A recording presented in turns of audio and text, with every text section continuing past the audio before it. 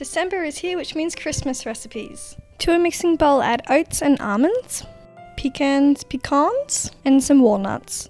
Make this granola taste like gingerbread by adding cinnamon, nutmeg, mixed spice and ginger. Mix everything through.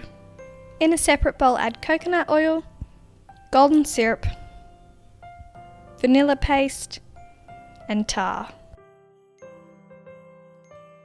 Add the wet ingredients into the dry ingredients and mix again.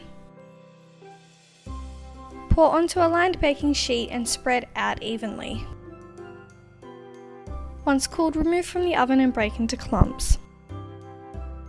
To give as gifts, add to a glass jar and add a cute Christmassy ribbon tied into a bow. To eat, serve with yogurt and fruit or just plain milk heated up.